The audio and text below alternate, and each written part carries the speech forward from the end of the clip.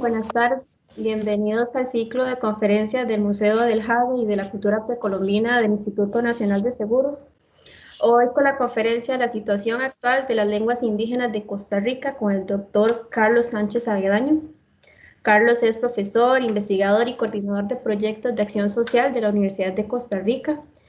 Es filólogo y lingüista por la Universidad de Costa Rica y doctor en el lenguaje humano, naturaleza, origen y usos por la Universidad Autónoma de Madrid.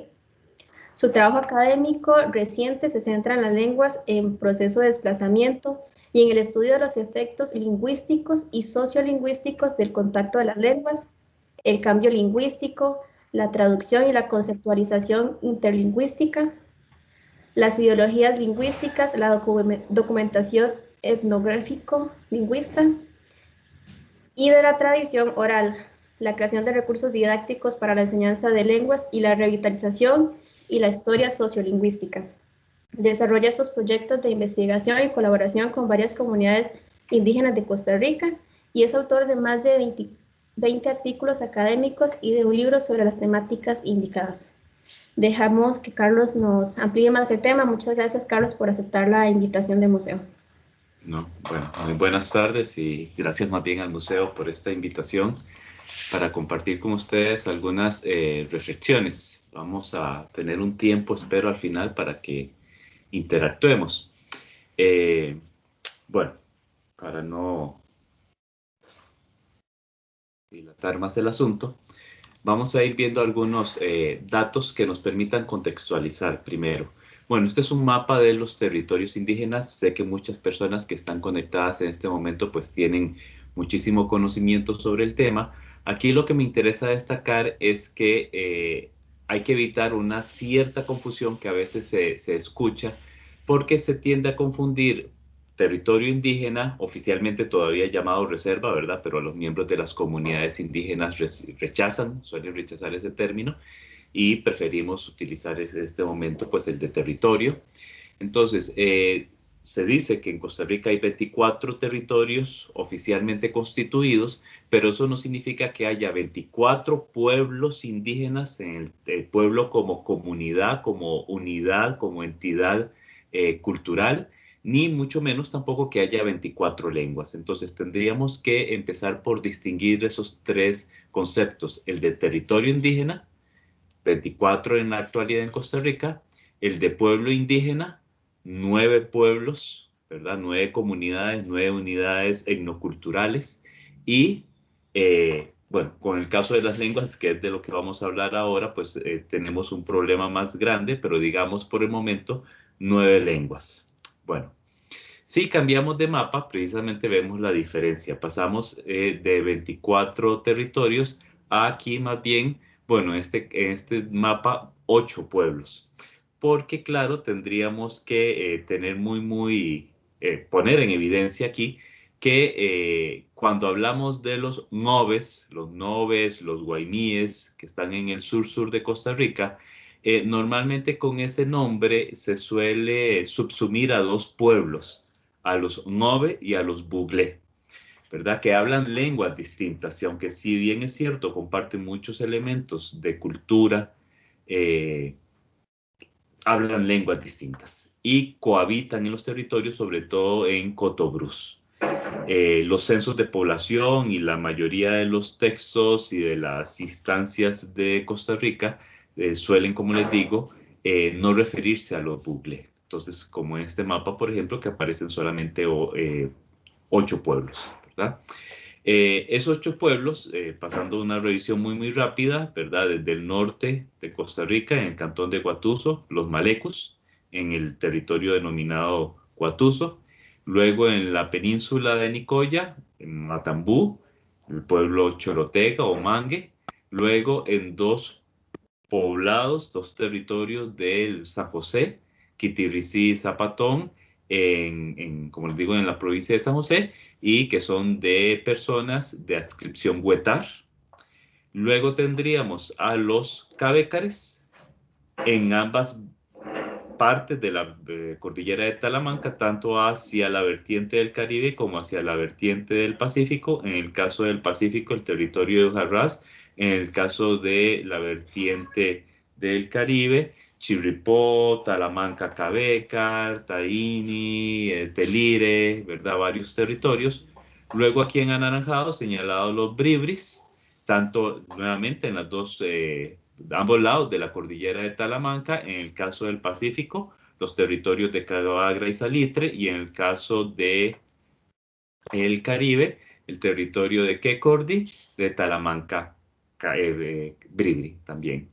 Y luego, si nos vamos a la zona sur, al cantón de Buenos Aires, vamos a encontrarnos ahí el territorio denominado oficialmente Terraba, de los Terrabas Obrorán, Obroranzo, y el de Boruca y Curré, dos territorios donde habitan los borucas o bruncas. Y luego tendríamos varios territorios, como les decía, aquí en la zona sur de Costa Rica, en los que están habitados por los Nobes o Guaimíes y en el caso particular de Cotobruz también por los Bugle. Bueno, esa es la situación entonces de esos 9 pueblos. Si nosotros ahora lo examinamos en términos de lengua, pues efectivamente, ¿verdad? Podríamos decir que estamos hablando entonces de 9 lenguas indígenas. Lo que pasa es que la situación de uso, de transmisión de esas lenguas es muy disímil de un lugar a otro, de un pueblo a otro.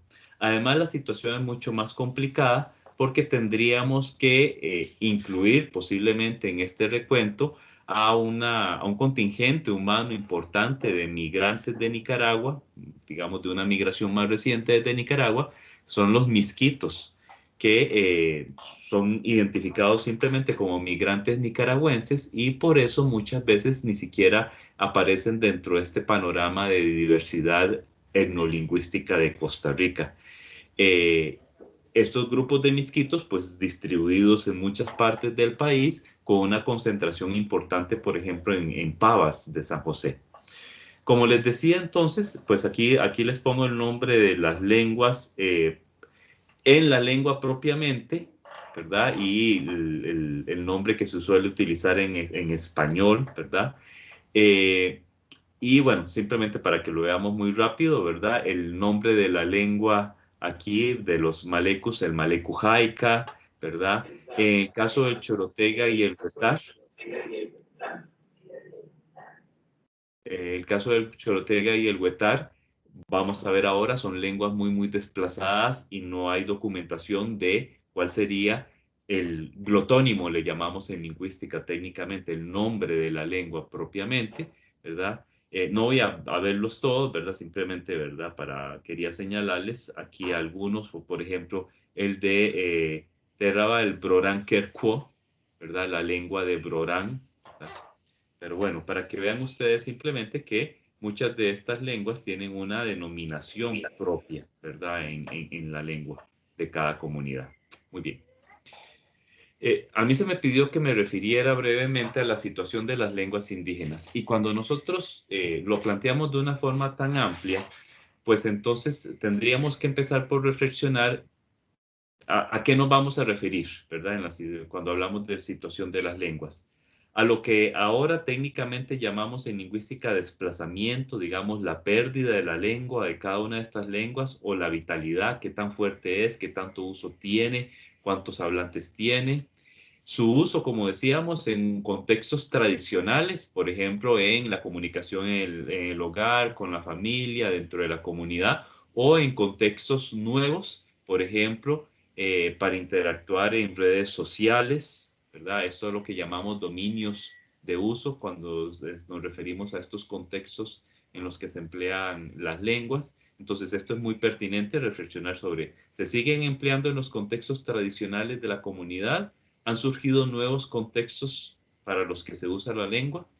También otro tema que tiene que ver con la situación es cómo es la adquisición de esa lengua como lengua materna, es decir, las nuevas generaciones la están adquiriendo, hay transmisión de la lengua a esas nuevas generaciones y yéndonos un poquito más allá, ampliando este panorama, también es pertinente que nos preguntemos cuál es la situación de visibilización, es decir, si esas lenguas y esas comunidades y esos componentes culturales de esos pueblos indígenas son visibles, están destacados en la interacción en nuestra vida cotidiana, tanto en las comunidades como fuera de las comunidades, y también lo que ahora llamamos la audiovilización, es decir, qué tanto se oyen en las comunidades y fuera de las comunidades.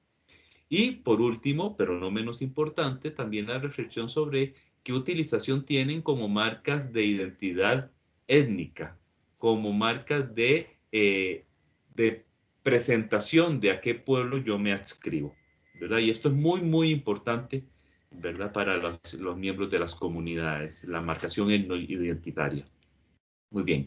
Refiramos brevemente a algunos de estos aspectos. En primer lugar, el desplazamiento o la situación de vitalidad de las lenguas indígenas de Costa Rica en la actualidad. Voy a hablar aquí muy brevemente, ¿verdad? ¿Qué podemos entender por desplazamiento? En primer lugar, eh, cuando hablamos de desplazamiento, nos interesa ver cuál es la situación de pérdida de los dominios de uso, es decir, de las situaciones, de los contextos en las que se utiliza cada una de estas lenguas.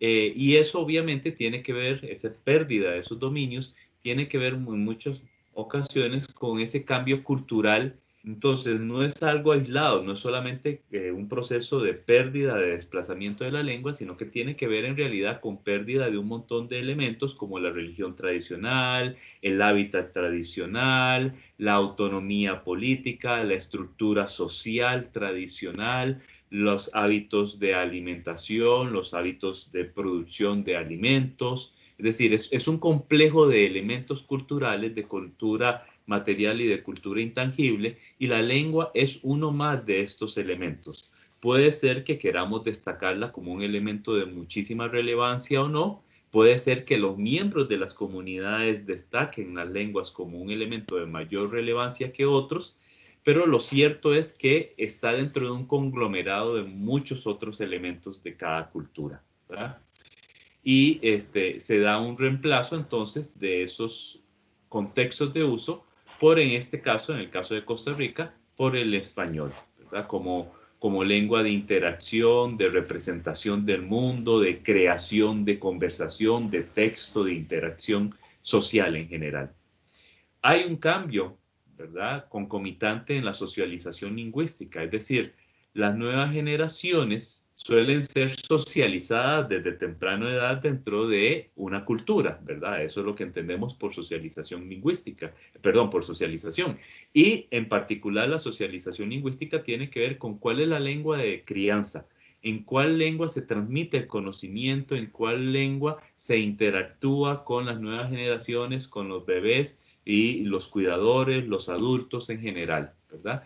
Y normalmente en los procesos de desplazamiento lo que ocurre es una interrupción de esa transmisión intergeneracional. Ya deja de socializarse a las nuevas generaciones por medio de la lengua de los ancestros.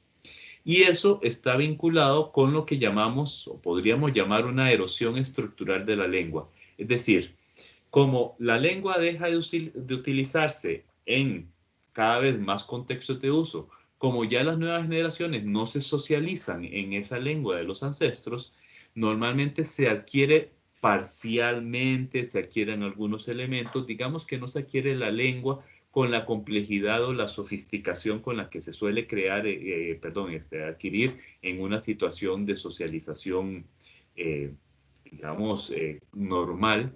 Y eso entonces provoca que, por ejemplo, la lengua vaya perdiendo vocabulario, vaya reduciéndose su vocabulario, la gramática de la lengua puede ir también, puede verse afectada, la pronunciación puede verse afectada, los diferentes textos que se producen en la lengua, los diferentes tipos de interacción que se producen en la lengua, incluyendo la tradición oral, también se van viendo erosionados.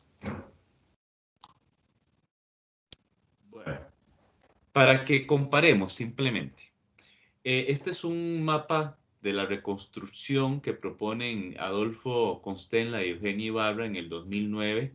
Recientemente Eugenio Ibarra hace digamos, un arreglo a este mapa de cómo sería en principio la situación de diversidad lingüística en el siglo XVI, es decir, digamos, a inicios de la colonia, antes de la colonia, un poco tiempo después de inicio de la colonia, ¿verdad?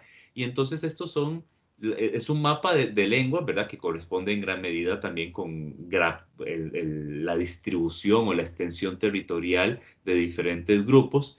Podemos ver, por ejemplo, ¿verdad? La extensión territorial de los chorotegas. Bueno, aquí en territorio costarricense, esto sube obviamente hacia el Pacífico de Nicaragua, ¿verdad? Donde estaban también asentados los chorotegas. Es interesante el caso del Chorotega porque es un pueblo que, digamos, es un pueblo que llegó al territorio costarricense posteriormente a otros pueblos que llevaban muchísimo más tiempo asentados.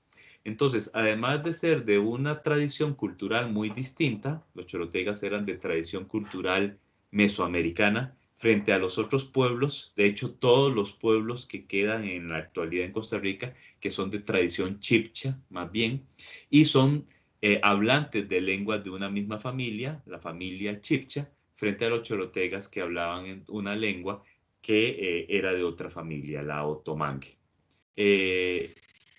Se identifica aquí en el número 6, vean ustedes los huetares.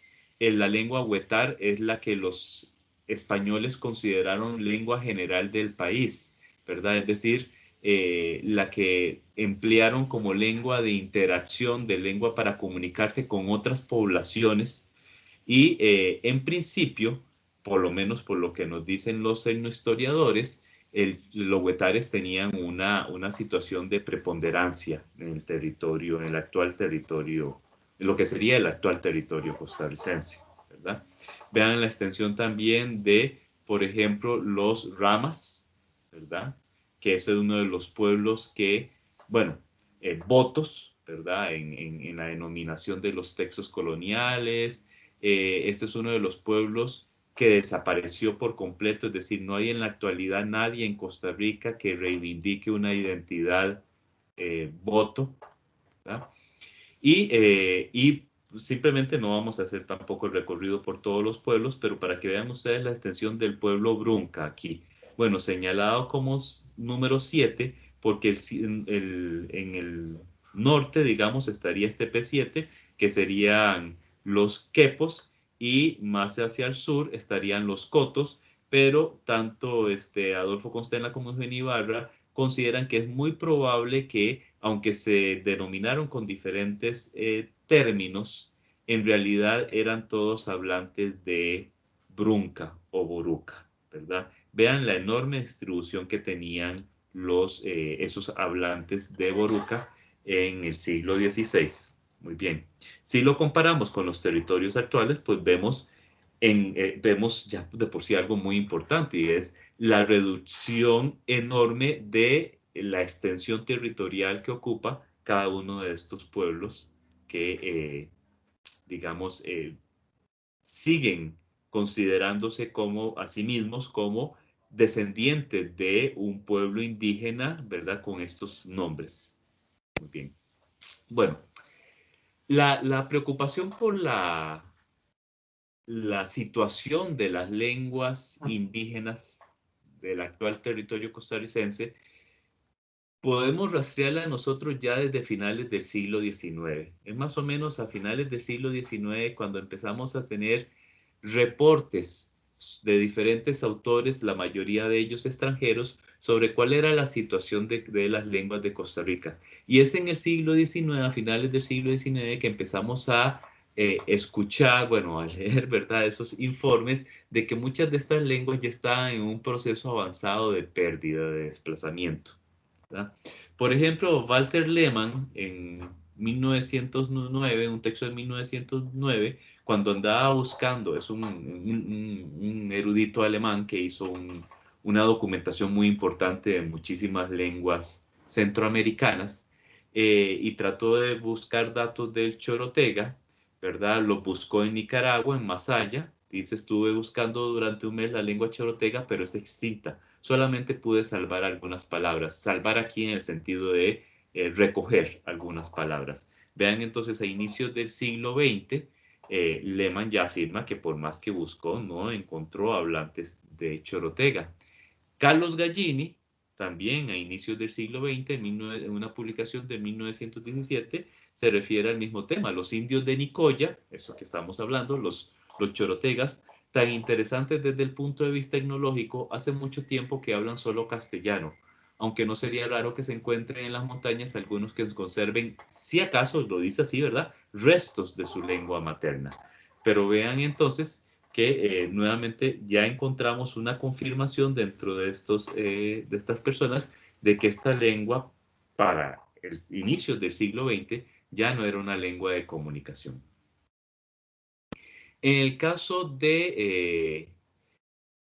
del huetar, que como les decía era la lengua, en principio la lengua principal del país, la lengua considerada general por los conquistadores españoles, tenemos algunas referencias interesantes. Por ejemplo, William Gabb, en un texto de 1875, dice, refiriéndose a Terrabas y Borucas, se están aproximando a la condición civilizada. Obviamente, cuando nosotros leemos esto, tenemos que leerlo con pinza y entender también las formas discursivas, las formas de referirse a las personas, a los pueblos, las ideologías de la época, ¿verdad? Entonces, por ejemplo, uno le podría molestar aquí que hable esto de condición civilizada, pero tenemos que situarnos en contexto a finales del siglo XIX, ¿verdad? Pero bueno, se está aproximando a la condición civilizada de las aldeas de Pacaca, Quircó y otras en Costa Rica, donde los indios hablan solamente castellano y están perdidos las tradiciones de su antiguo modo de ser.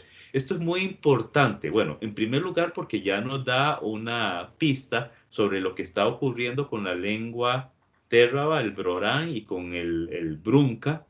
Se están aproximando a la condición civilizada. Debemos entenderlo en realidad como que están perdiendo su especificidad cultural. Cada vez, ¿verdad?, se van aproximando más, digamos, a la cultura hispano-costarricense.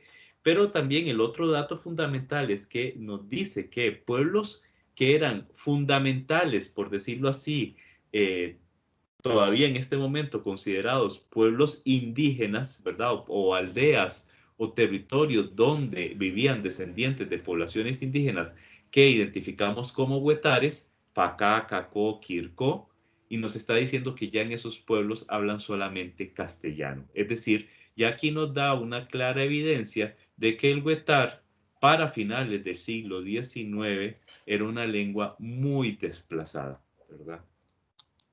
Bueno, dice también Gallini, a inicios del siglo XX, de nuestros dialectos indígenas, refiriéndose al brunca, es sin duda el más mezclado con voces castellanas y por consiguiente el más expuesto a desaparecer primero. En realidad tenemos también que leer aquí con cierto cuidado lo que dice Gallini, tratar de situarlo en contexto y además de entenderlo. Lo que nos está diciendo es que el brunca ya había pasado por un proceso de contacto muy prolongado, muy intenso con el español. Ya había tomado muchísimas palabras castellanas en ese momento, ¿verdad? Pero además Gallini aquí augura que es el más expuesto a desaparecer primero. Esto de los augurios de que las lenguas van a desaparecer es algo común también a finales del siglo XIX y inicios del siglo XX. La mayoría de los intelectuales que se refieren al tema dicen van a desaparecer no solamente las lenguas, sino los pueblos. Ya vimos que, ¿verdad? Sabemos bien que eso no es tal cual, eso no ocurrió así, es decir, los procesos que ellos preveían de desaparición no llegaron a consumarse de la forma en que ellos pensaban que iban a ocurrir, pero lo importante en todo caso aquí es ver que ya había indicios claros de procesos de pérdida avanzada de las lenguas. Víctor Manuel Arroyo, también a mediados del siglo pasado, dice, en Boruca solamente los adultos y los ancianos practican su lengua. Es decir, aquí, nuevamente leyendo con cuidado, lo que nos está diciendo Arroyo no es que las nuevas generaciones no pudieran hablar la lengua. No sabemos si es así o no. Lo que nos está diciendo es que son los adultos y los ancianos los que practican su lengua, es decir, los que se comunicaban ella, los que la usaban.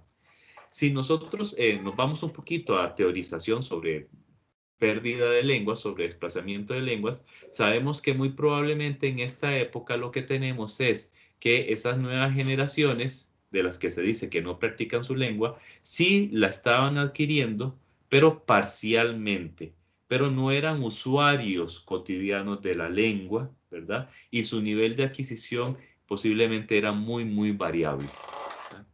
Vean aquí lo que les digo, ¿verdad? Estos augurios creemos que dentro de algunos años el Brunca solo será un recuerdo de la historia, ¿verdad? Eran muy aficionados a este tipo de pronósticos.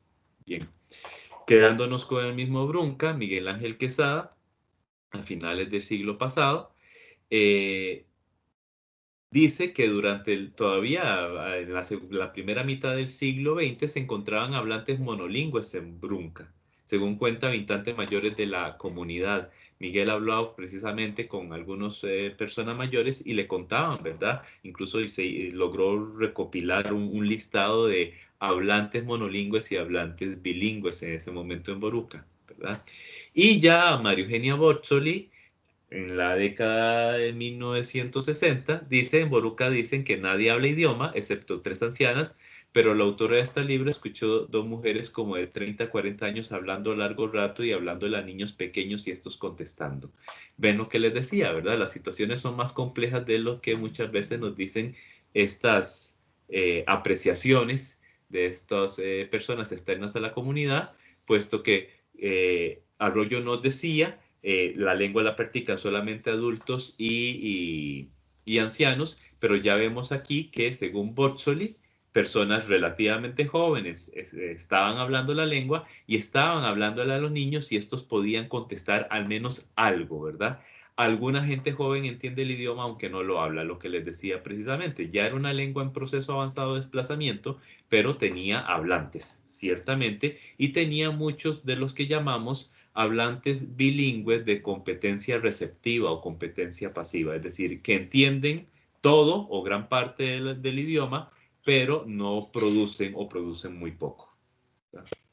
Bueno, estos son, digamos, observaciones de viajeros, de intelectuales, de personas que se interesaron por decir algo sobre cuál es la situación de las lenguas en sus visitas o en sus trabajos. En algunos casos son trabajos digamos, que implicaron muchísimo tiempo de estadía, como Víctor Manuel Arroyo, que fue maestro en la zona sur de Costa Rica, en Buenos Aires, y tuvo un contacto prolongado con los Bruncas, por ejemplo, y los Broranterra, ¿verdad? Pero si nos vamos a otro tipo de datos, los datos censales, los datos de los censos nacionales de población, podemos complementar este panorama.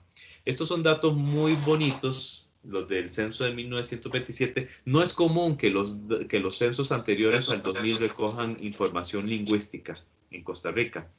Pero el censo de 1927 recogió información lingüística detallada por territorios. Lo interesante es que en realidad esos datos lingüísticos no se publicaron y fue en realidad la historiadora Alejandra Boza quien recuperó las boletas que en verdad originales de archivo de este censo, y entonces pudo sacar todos estos datos y sistematizarlos, y gracias a ellas que contamos con estos datos tan valiosos, ¿verdad? Que estaban en el archivo nacional, ¿verdad? Como les digo, aquí no es por lengua, tenemos un poco que suponer a cuál lengua se refieren, porque básicamente lo que preguntan, ¿verdad? Es en este censo si las personas hablaban español, inglés o indio, ¿verdad? Con esa categoría. Aquí no interesa ciertamente la especificidad lingüística ni cultural, y precisamente por eso simplemente se habla de indios o indígenas y de lengua india o lengua indígena como si fuera una sola, ¿verdad? Pero bueno, igual son datos muy valiosos. Vemos aquí, por ejemplo, el dato de Chirripó. El 100% de los habitantes indígenas de Chirripó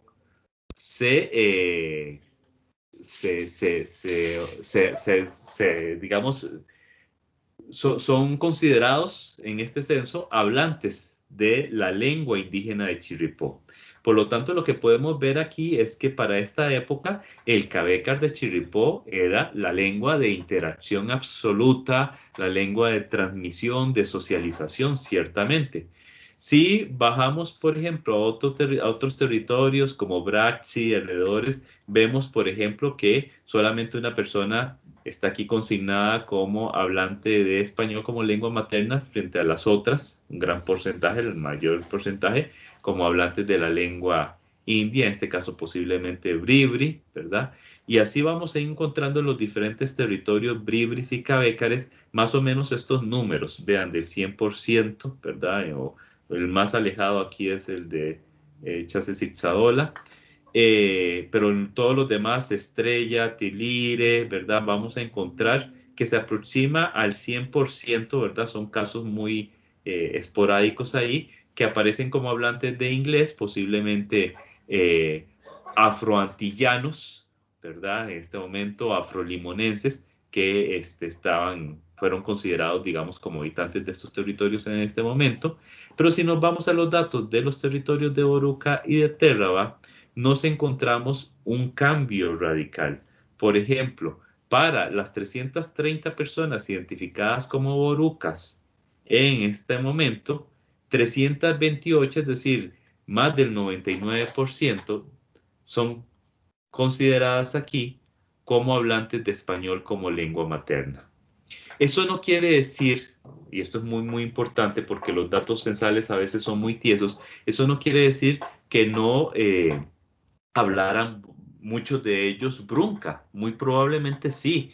Lo que pasa es que esos datos, estos censos no suelen recoger la condición bilingüe de las personas, sino que obligan a la persona a declararse como hablante de una cierta lengua, una lengua nada más como lengua materna, ¿verdad? Pero entonces aquí, por eso no se representa el bilingüismo, pero ya el dato es llamativo.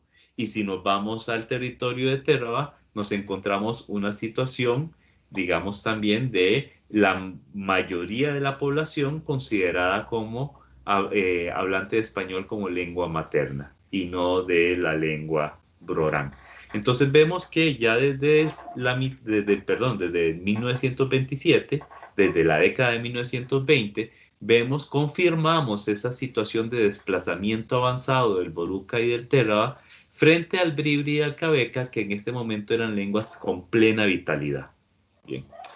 Si nosotros nos vamos ahora a los datos censales más recientes, que son los del 2000 y los 2011, vamos a ver el decrecimiento en todos los casos, ¿verdad? Por ejemplo, en el caso del bribri, quienes se declararon hablantes de bribri, el 58% en el 2000, 55% en el 2011, ¿verdad?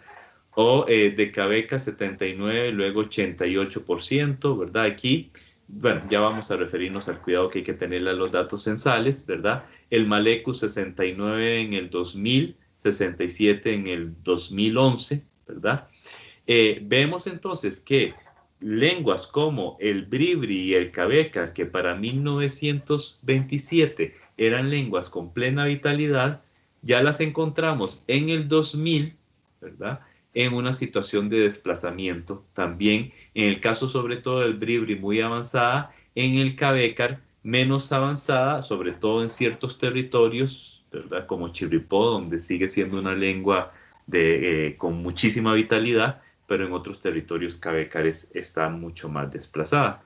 Ahora, ¿por qué les digo que los datos censales hay que tenerles mucho cuidado? Bueno, porque tienen muchos problemas, tienen muchos sesgos, depende de quién pregunte, cómo pregunte, qué entienda la persona a la que se le pregunta, ¿verdad? Entonces, si yo llego y le pregunto, ¿usted habla la lengua de aquí?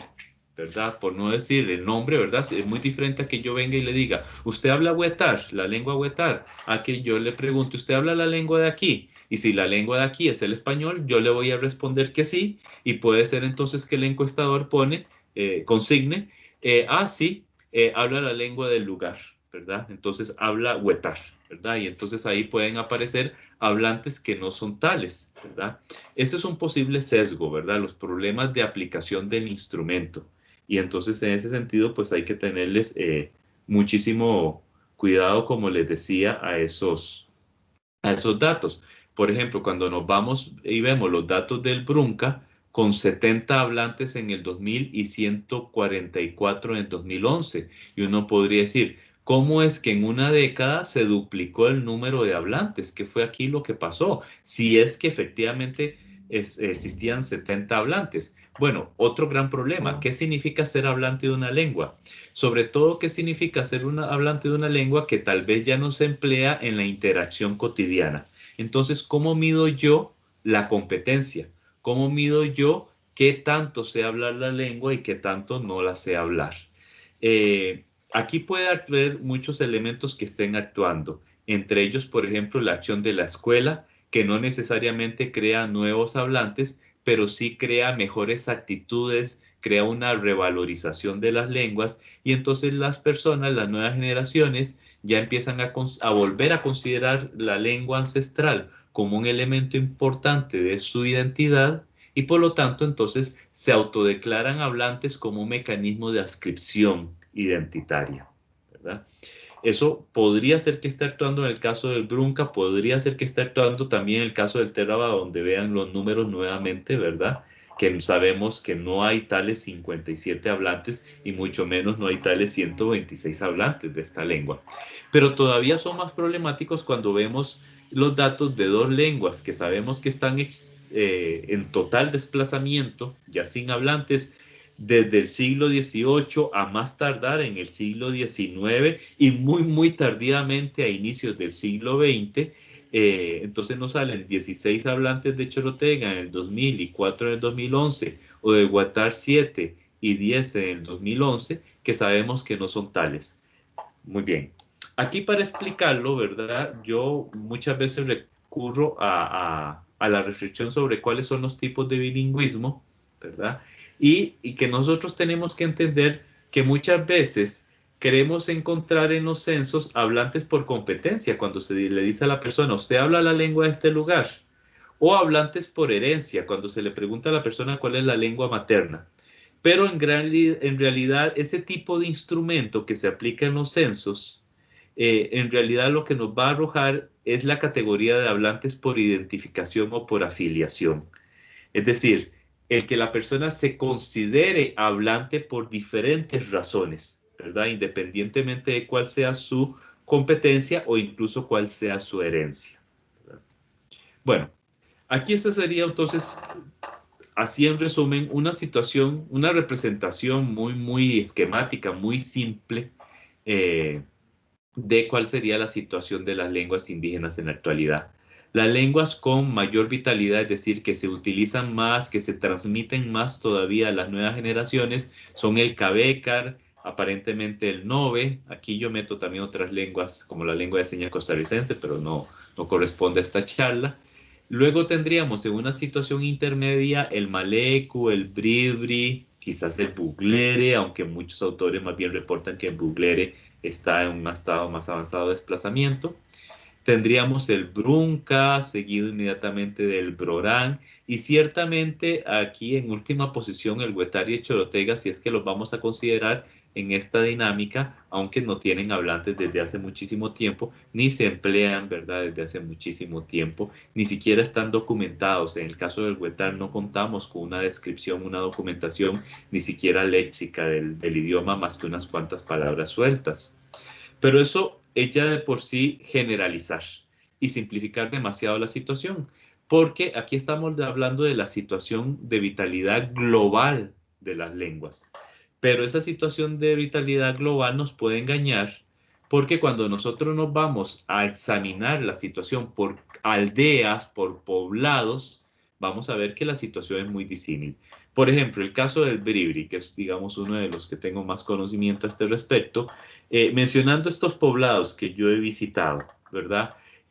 Yo me atrevería a decir que esto es más o menos la situación, el continuum de la situación de vitalidad del Bribri. Entonces, vamos a encontrar poblados bribris como Alto Cachabri, donde es la lengua materna de las nuevas generaciones, de los niños. Entonces, es una lengua con muchísima vitalidad. Pero ya cuando vamos a Coroma y Bajo Coén, sí nos encontramos con que los niños hablan la lengua, pero ya hay claros signos de que se está interrumpiendo o se ha interrumpido recientemente la transmisión intergeneracional. Si nos vamos a Cepecue, ya vemos que hay ya niños que no hablan la lengua, Si nos vamos a Mugre, hay jóvenes incluso de 30 años por ahí que ya no hablan la lengua o que tienen solamente competencia para entenderla y no para hablarla. Y si vamos a Salitre y Cavagra, vamos a encontrar ya personas con más edad que no la hablan. Y si nos vamos a Suretka, pues prácticamente uno llega a Suretka y difícilmente oye el bribri, ¿verdad? Para nada, cuesta montones. Entonces, la situación de vitalidad global es engañosa, precisamente, porque no nos dice cuál es la situación tan disímil que puede haber en cada uno de los poblados. Bueno. Aquí simplemente se lo voy a pasar rápidamente. Hay varios estudios ya realizados en Costa Rica. Más o menos el pionero es el de 1993 para situación global de las lenguas, aunque hay estudios más, digamos, pioneros como el de Mario Portilla de 1985-88, ¿verdad? Particularmente sobre el Terra Babrorán, que nos da esta situación, ¿verdad?, de decir si las lenguas están en extinción, si están en pérdida avanzada, empleando diferentes escalas y diferentes criterios, ¿verdad?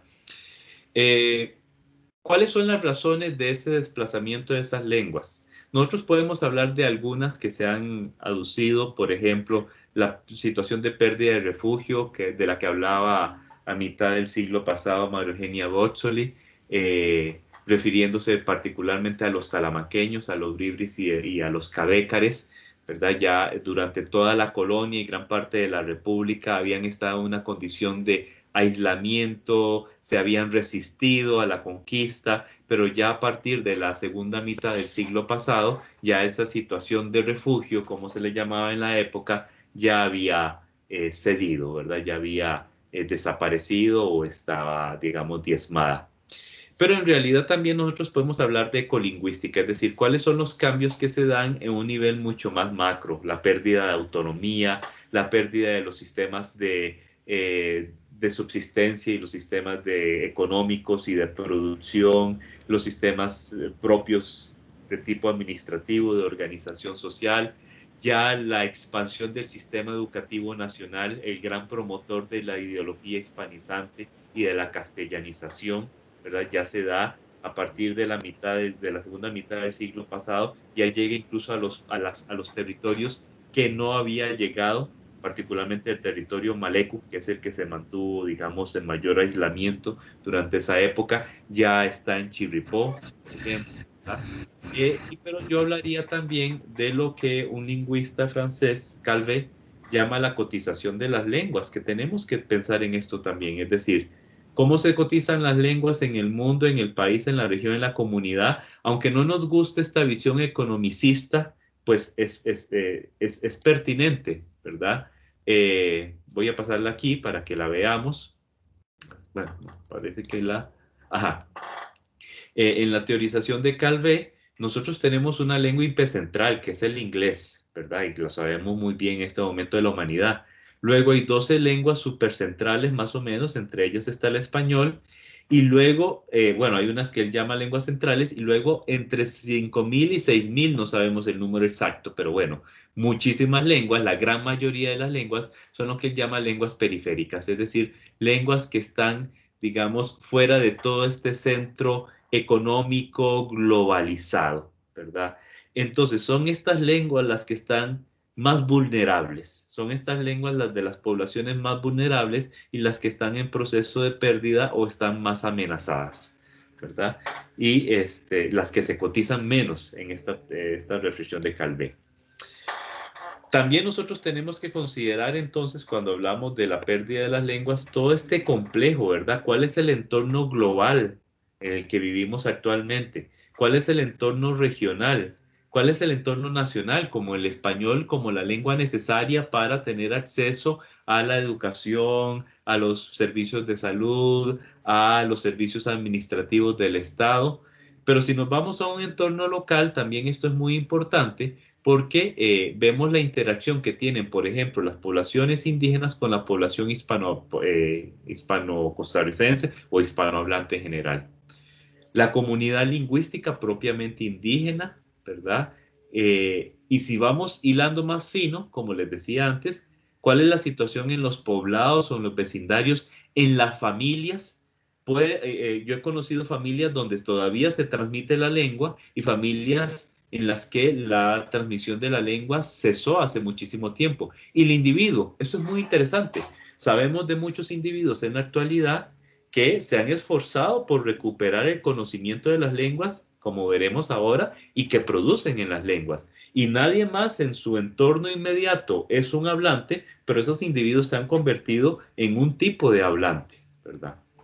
Bueno, esto me lo voy a brincar para pasar a esto y con esto cerrar las respuestas a ese desplazamiento. Hay una larga tradición académica de descripción y documentación de las lenguas, gramáticas, diccionarios, recopilaciones, documentaciones de tradición oral, estudios sobre el sistema de pronunciación, etcétera, ¿verdad? Y eso es muy, muy importante. No quiero desmerecer este tipo de trabajo académico, ¿verdad? No me voy a referir a él en este momento, ¿verdad? Pero me interesa simplemente señalarlo pero irnos más bien directamente al lado de revitalización es lo que me interesa más en este momento. Muy bien. Por revitalización es un concepto amplio que empleamos ahora en lingüística, casi que una sombrilla que nos permite hablar de situaciones de recuperación de las lenguas, de expansión de uso de las lenguas y de uso, aunque sea desde nuestro punto de vista, uso muy limitado de las lenguas, ¿verdad? Eh, Hablando de revitalización, deberíamos echarle un ojo con mucha atención a los esfuerzos endocomunitarios. Es decir, hay muchos esfuerzos que han ocurrido en las últimas décadas, que están ocurriendo en este momento, ¿verdad? De personas de las diferentes comunidades que emprenden sus proyectos personales y sus proyectos comunitarios para revitalizar las lenguas, para fortalecer las lenguas, y no solo la lengua, también otros componentes del conocimiento cultural y en general de los componentes de su cultura tradicional. Aquí este es un ejemplo de la escuela de Don Nemesio, allá en Suretka, Talamanca, ¿verdad? Sabemos muy bien del caso de don Espíritu Santo Maroto, quien desde la década de 1970 fue un gran promotor de la lengua brunca, un gran traductor, documentador de su lengua y revitalizador también de su lengua, y impartía talleres, clases para enseñar la lengua y para reactivar la lengua entre las personas de su misma generación que la habían adquirido pero ya no la usaban en esa época. Y aquí el caso Brunca me parece a mí particularmente interesante porque aunque decimos, por ejemplo, muchas veces que ya no hay hablantes fluidos de Brunca, o si acaso hay uno o dos por ahí, tendemos que ampliar nuestro panorama de lo que entendemos por hablante. Por ejemplo, el caso más interesante del que yo tengo conocimiento es el de Mario Leiva, por ejemplo, que ahora se ha constituido en un poeta. Él, Mario, es lo que llamamos en lingüística un neohablante, es decir, un hablante que no adquirió la lengua por transmisión dentro del hogar, por socialización lingüística, sino por acción escolar y sobre todo porque se ha propuesto enseñarse a sí mismo la lengua. Y ahora escribe poemas en Brunca, como este que les pongo acá, ¿verdad? Pero hay otro caso particular, el de Leonardo Porras en el territorio de Terra Babrorán, una lengua que está muy desplazada, no hay hablantes en Costa Rica, los hablantes que hay vienen de Panamá, y sin embargo Leonardo es un ejemplo de una persona que está también luchando por readquirir esa lengua de la comunidad. Y por ejemplo, escribe poesía también, en su caso no tiene poemas totalmente en la lengua, como en el caso de Mario, pero sí inserta en sus poemas en español palabras en Brorán, como aquí la palabra rock, ¿verdad? Pacaya, disciplina, ¿verdad? O el mismo título de su poema, este que les pongo aquí, Pogro, hamaca, ¿verdad? Y son poemas que son toda una reminiscencia y recuperar esa memoria de la comunidad y de la cultura. Pero también usos novedosos en redes sociales. Por ejemplo, esta es una interacción en malecu, entre jóvenes malecus, que en principio uno de ellos no es un hablante pleno, llamaríamos, ¿verdad?, técnicamente un hablante parcial de la lengua de adquisición tardía, pero que se lanza a interactuar en la lengua con otros jóvenes, en este caso en Facebook, o estas interacciones ¿verdad?, en las que yo estoy metido en un chat grupal con gente de Brorán, aquí obviamente las identidades todas ocultas, pero vean en la interacción, es español, meten, insertan palabras en Brorán, ¿verdad? Y esto ya nosotros lo podemos considerar, aquí hay otra, signos de revitalización lingüística. Porque debemos dejar de entender la revitalización lingüística necesariamente como adquirir competencia absoluta en la lengua y volver a hablar la lengua en todas las situaciones en las que se hablaba previamente a su desplazamiento. Ese puede ser un desideratum, puede ser que muchas personas quieran eso, pero también el hecho de recuperar palabras claves de la lengua e insertarlas cuando se escribe o se habla español es un signo de revitalización lingüística y cultural. Bien.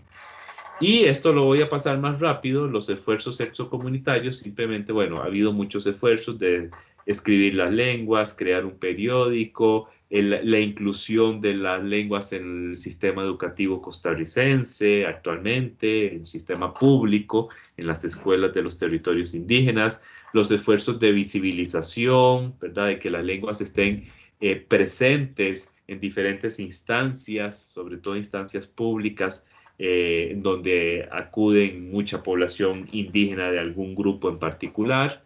También lo que llamamos paisaje lingüístico, es decir, que ya las lenguas aparezcan y se oigan también más, ya sea en los mismos territorios, como aquí en Talamanca, algo escrito en bribri, o algo escrito en bribri o escrito en brunca, en San Pedro, por ejemplo. Entonces, paisaje lingüístico de lenguas que no se hablan en San Pedro, pero que están ahí visibles en San Pedro.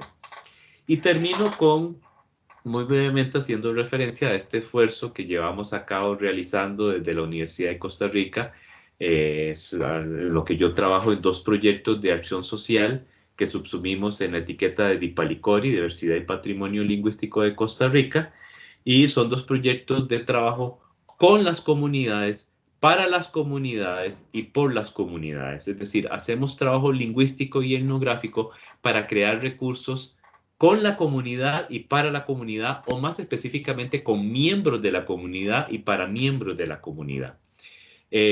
Algunos de nuestros fuertes han sido la creación de diccionarios temáticos, enciclopedias etnográficas e ilustradas, ¿verdad? Llevamos 10 temas trabajados en diferentes lenguas, ¿verdad? Son enciclopedias y diccionarios monolingües, solamente están en las lenguas, tomando en consideración las clasificaciones propias de cada lengua, la forma de concebir en cada una de las culturas tradicionales, por ejemplo, sus sistemas de alimentación, sus sistemas de producción de los alimentos, de la agricultura, de la fabricación de los elementos que ellos consideran tradicionales.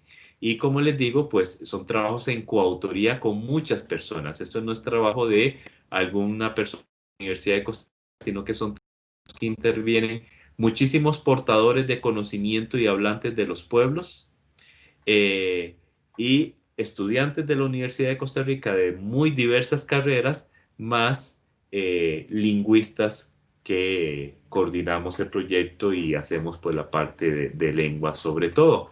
Esos recursos no son solamente estas enciclopedias y estos diccionarios ilustrados, sino también materiales de gran formato que se utilizan en las escuelas. Esta es una escuela en Talamanca, es Bribri, o también materiales para utilizar en las computadoras, o incluso, bueno, documentales, o incluso aplicaciones para celular, que esta es una de nuestros fuertes, diferentes aplicaciones para aprender algo de las lenguas. Estas son aplicaciones para aprender el alfabeto y la pronunciación de las lenguas, pero también diferentes componentes de vocabulario, ¿verdad?, que están incluidos. Bueno, es una panorámica muy, muy rápida, pero espero que por lo menos esta pincelada algún interés les despierte.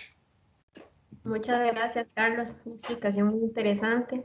A todas las personas los invitamos a hacer sus consultas por medio del chat o pueden levantar la mano si alguno prefiere abrir el micrófono. Ok, tenemos a Olivier. Entonces, si gusta, puede hacer la consulta.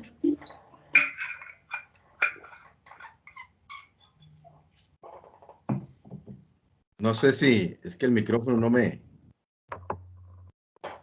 Yo te oigo, Olivier. Así me escuchan. Sí, sí. Muchas gracias. Buenas tardes a todos y primero de verdad agradecerles porque está genial, ¿verdad? La oportunidad de conocer esta información tan valiosa sobre lo que son nuestros pueblos originarios. Y no sé si fue que escuché mal o interpreté mal, pero en algún momento mencionaste que el papel del Ministerio de Educación en, no sé si llamarle, en esta culturalización hispanohablante, que le entiendo, pero también entiendo que el Ministerio de Educación hace un esfuerzo por tratar de que, según está establecida una ley, lo cual según entiendo, no puedo asegurarlo, sean maestros en las escuelas que conozcan la lengua originaria, y además hay un esfuerzo importante por medio de la asesoría que se encarga de todo esto que tiene que ver con educación intercultural. Entonces, no sé si es que hay una contradicción o los esfuerzos no han sido suficientes por tratar de respetar en todo lo posible esta, esta, estas lenguas de las que estamos escuchando hoy. Gracias. Pues lo que yo decía, Olivier, es que más o menos hasta la década de 1970 lo que nosotros encontramos es un aparato educativo que sobre todo tenía como meta castellanizar a las poblaciones, ¿verdad? Hispanizarlas. Pero dependía muchísimo incluso de los maestros individuales que llegaban a esas poblaciones. Por ejemplo, en el caso del pueblo maleco, llegó un maestro, Reinaldo Ballestero, a más o menos por ahí de 1950, cuando se abre la primera escuela en el territorio maleco, y los malecos lo recuerdan con muchísimo cariño, como un maestro que se interesó por respetar su cultura, por no imponerse, por no castellanizarlos, por tratar de aprender la lengua y utilizar la lengua en las clases para dar explicaciones. Entonces, era muy disímil, así como tenemos informes de maestros que llegaban y reprimían físicamente el uso de las lenguas y castigaban a los niños si oían que las hablaban, también tenemos informes, tal vez menos, pero de maestros que no recurrieron a esa represión. Efectivamente, hay un cambio radical en el Ministerio de Educación a partir de la década de 1990. Y desde entonces nosotros tenemos un sistema educativo que por lo menos en cuanto a filosofía pretende ser más respetuoso, pretende promover estas lenguas, su aprendizaje, la alfabetización o la escritura en otros casos de las lenguas. Ahora, los resultados son muy disímiles también por muchas diversas razones. Efectivamente, luego ha habido una política de que se privilegie el nombramiento de maestros indígenas en los territorios. Pero cuidado, porque que se nombren maestros indígenas no quiere decir que esos maestros vayan a enseñar en las lenguas de la comunidad. Muchas veces se nombran maestros que no hablan las lenguas o que son de otra comunidad distinta y que hablan otra lengua, o que hablan la lengua pero no emplean la lengua como idioma de enseñanza en el aula. Entonces, ciertamente ha habido muchísimo avance, muchísimo cambio, pero digamos que eso no ha repercutido necesariamente en que la situación de las lenguas sea muchísimo mejor ahora que antes. Hay un cambio de mentalidad, hay un cambio en filosofía educativa también, que ha repercutido, eso sí, en la revalorización de las lenguas, como lo ha hecho ver Carmen Rojas, la lingüista que trabaja en el Ministerio de Educación en este departamento, pero digamos, es eso, ¿verdad? Tenemos un cambio, pero con resultados, ¿verdad? Que hay que evaluarlo, ¿verdad? En ese sentido. Vamos a pasar a Benjamín, tiene la manito levantada y después pasamos a las preguntas que están haciendo en el chat. ¿Me escuchan? Sí. Mucho gusto, don Carlos Sánchez Avendaño. Voy a presentarme. Yo trabajo también ahí mismo en la universidad, soy psicólogo y hago investigación relacionada con cuestiones de salud. Y yo siempre me he preguntado, bueno, no siempre, no seamos exagerados, pero yo me pregunto, ¿cómo hacen los hablantes de idiomas indígenas cuando se enfrentan con el sistema de salud? Porque uno muchas veces, digamos, nosotros tenemos algún padecimiento y tenemos que encontrar las palabras específicas para que el médico o quien nos atienda como que sepa qué es exactamente lo que tenemos. Y eso por un lado. Después debe haber cuestiones relacionadas con cosmovisión, etcétera. Pero yo supondría que usted debe tener un panorama muchísimo más amplio de cómo es la diversidad lingüística para aspectos relacionados con salud y servicios de salud en poblaciones indígenas, y ya después más, digamos, en el mundo, digamos, más práctico, cómo es la institucionalidad de salud de nuestro país, cómo se relaciona con esa diversidad lingüística. Sí, ese es un tema enorme y muy, muy complejo, efectivamente. Primero nosotros tendríamos que ver exactamente de qué pueblo estamos hablando, ¿verdad? Porque el nivel de bilingüismo es muy, muy distinto de poblado en poblado, y también si quedan personas monolingües o casi monolingües en la lengua, o si incluso tenemos personas bilingües que hablan entonces la lengua ancestral y el español, pero con diferente dominio y para diferentes temas. Y en el tema de la salud es particularmente complejo, porque efectivamente está claramente vinculado con cosmovisión. Entonces, muchas veces en esa interacción médico-paciente o personal de salud y paciente, el problema puede ser efectivamente lingüístico, ¿verdad? Que esa persona no conozca los términos en español para interactuar, o que los términos que utiliza el personal de salud no sean comprensibles por su nivel de español o por su experiencia de vida en español, ¿verdad? Pero también tiene que ver muchas veces con conceptualizaciones de la enfermedad, claramente, que pueden ser muy distintas. Esto es particularmente importante, por ejemplo, entre los talamanqueños. ¿Qué es lo que ocurre muchísimas veces? Bueno, además de que hay problemas de comunicación intercultural, ¿verdad? Lo que encontramos muchas veces en los servicios de salud es lo mismo que encontramos en otros tipos de situaciones, y es que las personas más jóvenes sirven de intérpretes, traductores de sus abuelos y de sus padres, ¿verdad? Eso es una situación de las más comunes. Entonces, la señora Maleku, que habla español, pero que puede tener problemas para comunicarse con el personal de salud cuando va al hospital, va con su hija, que es una bilingüe mucho más equilibrada, digamos, una bilingüe que tiene un manejo del español, digamos, que le permite interactuar en esas situaciones de una manera más fluida, y entonces esa persona, la hija, sirve de mediadora cultural y de mediadora lingüística. Eso ocurre muchísimo, y no solamente en situaciones de salud. Pero sí, es una situación muy, muy compleja, porque el problema no es solamente lingüístico. Incluso podría ser que nosotros nos encontremos una persona de una comunidad indígena que ya no hable la lengua, por ejemplo, ¿verdad? Que la lengua esté muy, muy desplazada, y que que acuda a un servicio de salud y no pueda interactuar de manera adecuada con el personal de salud, pero ¿es un problema lingüístico que tiene que ver con dos lenguas distintas? No, pero tiene que ver posiblemente con el tipo de español que hablan o la experiencia de vida de esa persona, que puede ser monolingüe en español, pero no maneja todas esas conceptualizaciones médicas, ¿verdad? Digamos, ajenas a su vida cotidiana. Entonces, no te estoy A mí contestando con la complejidad que requiere, pero sí. Ajá. y yo pensaría, pero porque yo hace años había pensado sobre esto, pero no, llevo tiempos de no volver a pensar en población indígena. Pero la caja no tiene, para zonas específicas del país, no tiene como funcionarios de salud asignado intérpretes. Hasta donde yo sé así, pero, ¿verdad? No te lo puedo asegurar. Como esa figura como tal, no. Hay intentos de la caja cada vez más interesantes, por ejemplo, en los EBAIS, sede de la zona sur-sur, en las poblaciones noves.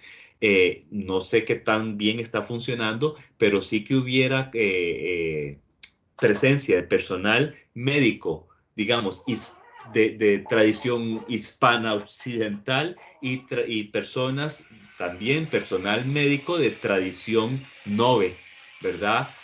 Por ejemplo, entonces las parteras juntos con los médicos obstetras. Entonces, ese tipo, sé que por lo menos esos intentos, ¿verdad? Se han planteado, ¿verdad? Pero no sé decirte, ¿verdad? Si mediadores culturales, intérpretes, propiamente ya, digamos, instituidos como tal, esa figura, ¿verdad? Es otro tema.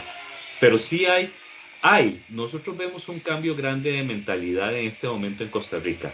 El Poder Judicial también tiene un interés muy grande ahora en tomar en cuenta la especificidad lingüística de estas poblaciones y en entonces nombrar intérpretes para procesos judiciales, ¿verdad? Sea si la persona lo solicita, ¿verdad? Se trata de darle esa posibilidad.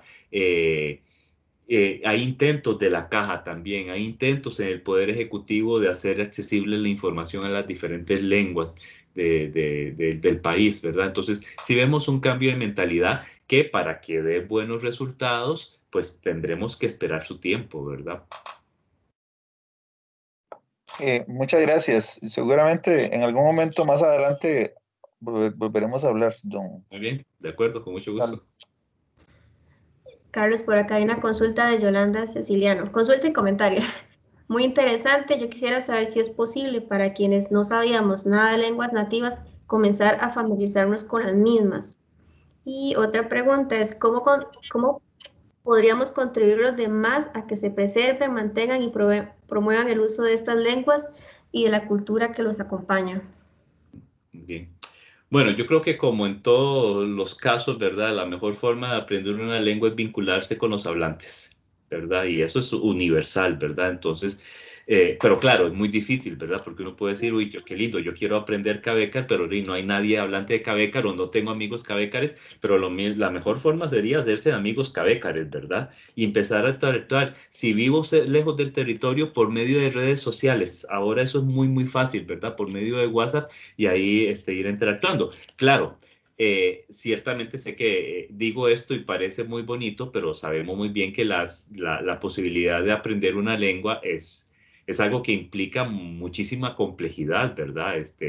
Normalmente para nosotros, adultos y todo, pues necesitamos un sistema más programado de aprendizaje de la lengua, así como nos enseñan lenguas como el inglés o el francés, donde nos lo van dosificando y nos van enseñando poquito a poco en funciones comunicativas y la gramática y todo esto, ¿verdad? Pues eso es lo que sería ideal. Pero de eso hay muchísimo menos. A ver, hay algunos cursos, por ejemplo, que se imparten en algunas universidades o sedes de las universidades de Cabécar, en algún caso de Malecu, de Bribri, que puede ser una buena iniciación para aprender algo, por lo menos algo muy, muy básico de las lenguas. Hay cada vez más recursos didácticos disponibles, por ejemplo, los que nosotros creamos en los proyectos, los pueden descargar gratuitamente en nuestra plataforma, que es www.dipalicori, Dipalicori de Diversidad y Patrimonio Lingüístico de Costa Rica, entonces www.dipalicori.ucr.ac.cr. Hay muchos recursos que se crean para la comunidad, pero están ahí disponibles y hay, por ejemplo, diccionarios con audio, ¿verdad? Pero ciertamente faltan lo que podríamos llamar los manuales de aprendizaje de la lengua que faciliten esta tarea, ¿verdad? ¿Qué podemos hacer los otros? Bueno, esta es una pregunta muy, muy compleja, ¿verdad? Porque los procesos de revitalización y de mantenimiento y de promoción de las lenguas debemos entender que son procesos de las personas de las comunidades como eje central. Son las personas de las comunidades las que pierden su lengua o las que la recuperan. Son los individuos como como Leonardo Porras o como Mario Leiva, los que hacen todo el esfuerzo de sacar de donde puedan, consultarle a los lingüistas, buscar libros o hacer lo que sea para aprender la lengua. Entonces, son esos esfuerzos individuales y comunitarios los más importantes. Desde afuera, ¿qué deberíamos nosotros? Pues, en la medida de lo posible, apoyar esos procesos, pero sobre todo, ¿verdad? Además de apoyar esos procesos, deberíamos cada vez estar más matriculados en una cultura del respeto y del aprecio a la diversidad lingüística y cultural, porque los procesos de discriminación, de etnofobia, de hostigamiento hacia las personas indígenas siguen activos en este momento en Costa Rica, ¿verdad? Eso no ha cesado para nada. Y cotidianamente las personas indígenas viven esa discriminación, ese hostigamiento en las poblaciones con las que conviven cotidianamente, ¿verdad? Se siguen burlando de ellos, los siguen ridiculizando. Entonces, mientras esos procesos sigan activos, está muy mal la cosa, ¿verdad? Porque obviamente eso cala muy fuerte, cala muy, muy fuerte en todas las personas y sobre todo en las personas adolescentes, ¿verdad? Y en los niños. Entonces, deberíamos estar matriculados en erradicar en la medida de lo posible, en educarnos todos y erradicar en la medida de lo posible esa discriminación, ese hostigamiento, esa xenofobia que es tan irracional, ¿verdad? Pero bueno, así somos los seres humanos en todo caso, ¿verdad? Muchas gracias, Carlos. Vamos a finalizar con una consulta que, bueno, Miguel, que fue la persona que tenía la mano levantada, y muchas gracias a todas las personas que también estuvieron haciendo sus consultas por medio del chat. Miguel, que por cierto es maestro de maestros, ¿verdad? Así que... Ah, no, qué exagerado. Oye, Carlitos, ¿me oyen? Sí, claro. Gracias, aquí estamos en el Polo Norte, ya oscuras, casi medianoche, pero gracias a Eugenio Ibarra estoy aquí participando. Ella me dio la dirección y pude meterme. Estoy totalmente de acuerdo con lo que vos has dicho, por lo menos lo que pude oír, y solamente quería agregar que, bueno, para el trabajo que yo he hecho con los Brucas ha sido arduo en todo sentido, ha dado sus frutos, yo no digo que no, a pesar de que yo me tiré en un inicio como si hubiera conquistado el mundo, como un Cristóbal Colón que llegaba allí ahora sí nos vamos a aprender este idioma, y la situación fue horrible, horrible. Quise llegar de Redentor y salí crucificado. Hay muchísimas cosas que hay que tomar en cuenta en un proceso de revitalización, como lo has dicho vos. Pero bueno, yo lo que me puse a hacer en el caso mío personal fue hablarles a mis hijas en Boruca. Y desde que estaban en el vientre, la situación es impresionante, que yo creo que si me cojo un ratico me pongo a escribir un artículo, porque estamos en una situación totalmente distinta de la que es aprender un idioma, digamos, por generación. Aquí yo aprendí el Boruca como lengua, segunda lengua. Y me gustó mucho y seguí aprendiendo y aprendiendo y aprendiendo, y a veces me ocurrió hablarles a las chiquitas. Tengo la hija mayor que habla el Boruca, lo entiende a la perfección, lo oye en las grabaciones que tengo yo de doña Paulina, doña Josefina, de las leyendas que don Adolfo Costela publicó, lo sigue, claro, es otro lenguaje, pero uno se enfrenta a una serie de problemas impresionantes. Estamos fuera de Costa Rica, estamos ante una naturaleza nada que ver con la de Boruca. ¿Cuándo ella va a aprender todos los términos de la naturaleza que estaban alrededor de la cultura Boruca? Por otra parte, estamos enfrentándonos ante una niña que empieza a crear la lengua. Entonces, aplica palabras a otros conceptos que yo le digo, no, pero es que no se dice así. Ah, pero yo lo digo. Qué sé yo, shashi significa despeinado. Y un día llegó y me dijo, oh, aquí shashira. No, pero no, sí, bueno, ya hablando de España, era el vestido que lo tenía todo arrugado. Como no sabía cómo se decía arrugado, entonces lo aplicó al vestido. Y así sucesivamente. Palabras que no existían en el idioma, y ella empieza a crear ushe o akabi, es pijama, el vestido para dormir, dice ella. Y cosas de este tipo que uno dice, oye, pero que esto es impresionante, ¿no? Ella fue conmigo a Boruca y allá quedaron sin palabras. Cuando oyeron a la chiquita que no tiene fenotipo Boruca, etcétera, quedaron sin palabras porque no se imaginaban que una niña fuera de la comunidad pudiera manejar el idioma y a su manera, por supuesto. Cuando vio las máscaras dijo, oh, bichira, bichira. No, le dijeron, eso no es un bichí, eso es una máscara. Bichí sería un diablillo, ¿no? Pero claro, en su mentalidad ella pensó que lo era. En todo caso, uno dice, bueno, el esfuerzo vale la pena porque inspira a otros, siempre y cuando también, como vos decís claramente, haya apoyo de la comunidad. Uno solo no puede hacer nada. Si la comunidad ve un sentido en todo esto, el proceso se aligera y se ablanda muchísimo más. Eso es lo que quería decir. ¿Sabías que Ken Hagel, el de los rasgos distintivos, hizo lo mismo que vos hiciste, verdad? Crió a los hijos en una lengua australiana. Sí, cierto. Cierto. Es cierto. Casos de revitalización bien interesantes que tenés que documentarlo, efectivamente. Sí, fíjate que lo que pasa es que, claro, como estoy metido en otras cosas, no he tenido tiempo de meterme a escribir y estoy esperando, digamos, ahora empiezan las preguntas del por qué y todo eso, y que lo dice en Boruca, y se pone furiosa en Boruca, y se pone contenta en Boruca. Me dice, wow, qué interesante, yo no pensé que fuera esto, porque uno está acostumbrado, ok, inglés, francés, italiano, qué sé yo, pero una lengua así, digámoslo, suena raro, pero distinta, exótica, es un proceso impresionante que sirve para muchísimas cosas. Claro. Por ahí, cuando yo te voy a llamarle la atención, no haga eso. Y no es necesario que nadie sepa que lo que le estoy diciendo, por ejemplo. Dígale a aquel chiquito que está y tal cosa, y ahí se lo traduce. Del Boruca lo traduce al noruego, a lo que esté. Es impresionante ver este fenómeno y es una pena. Eso sí que da pena que nuestros hermanos de las comunidades indígenas no vean el gran valor que tiene eso, tanto, digamos, en todo sentido. Bueno, ya vos lo has dicho muy claramente.